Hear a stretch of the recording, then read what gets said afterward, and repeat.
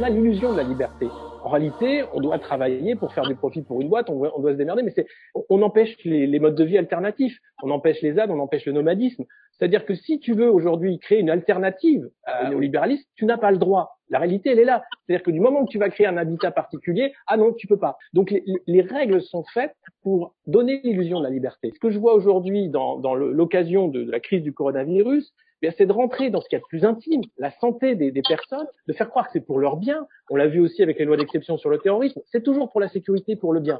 Là, c'est encore un niveau au-dessus, encore pire, puisqu'on est dans la santé, dans le plus personnel. C'est-à-dire qu'on va vouloir gérer les corps. Et ça va de pair avec le fascisme de la Silicon Valley, qui veut un homme nouveau, un homme augmenté, qui veut faire un homme immortel. Et ça aussi, c'est du fascisme, c'est vouloir changer l'homme.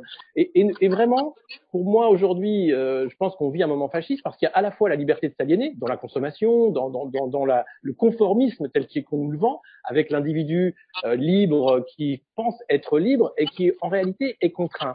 Et aujourd'hui, on voit en plus cette contrainte. Là où elle pouvait être diffuse ces dernières années, eh bien, elle ressurgit et on sait très bien que la fin du système néolibéral capitaliste, c'est le fascisme. De toute façon, la fin du fin, c'est le recours à la violence pour que ça rentre dans les